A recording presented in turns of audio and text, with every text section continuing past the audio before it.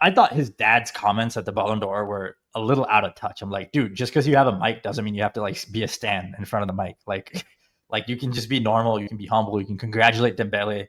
But I forget if he called it a robbery, but it was just weird. I'm like, why are we trying to like pretend what we saw with our eyes was like a complete lie for 1 year? Or yeah, just this idea of that like you can speak Yamal being the absolute best player alive into existence, even if it's not reality, is a little strange to me. And yeah, the disrespect to Rafinha. I wonder if it's just because like I think it's aesthetic bias, but like I don't think it's like Morocco, Spain versus Brazil. But I think because if Lamine Yamal was from Brazil but took the touches and Rafinha was playing the way he is but is from Morocco, Spain, you'd still get the same thing. But yeah, the aesthetic bias is really high. I just feel like the bias towards on-ball players, on-ball creation can be a little high over at Barcelona. And regarding that, the best period of Neymar's career was when he was forced to play on and off ball, work hard defensively, fit in a team. That was all at Barcelona. Once he played at Under PSG, Luis Enrique.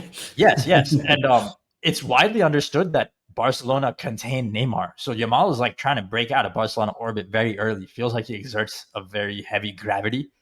It'll be interesting to see because they did just deal with Messi, and they did pretty well with Messi until Bartomeu tried blaming him for things. But yeah, I'm just curious. Like, I think that's where having a leader like Florentino helps. I wonder how Laporta will manage it. He obviously didn't get a chance to manage Messi the whole time when he was there. Yeah, Yeah, I think it's interesting. I think they will need kind of strong veterans, and as you, again, as we said, I mean, Inigo Martinez again. Sorry to keep coming back to him, but just as we're touching on points, he keeps coming back to mind. Lamine himself noted Inigo as kind of the captain when he did his kind of farewell message or wherever it was, and said like this guy was kind of our leader. Similarly, I think you want Lewandowski's a slightly different case because he's been the kind of prima donna, the ego man himself. He's been the kind of main man, so he's not quite exerting that same kind of collective mindset in the same way that another player would. But I think Rafinha did take on a lot of that role last season.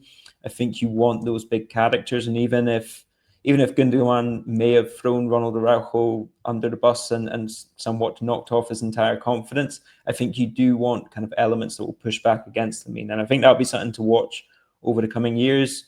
And again, on kind of Munir, on Lamine Yamal's father, Neymar also had a slightly wayward father in terms of his management of his affairs.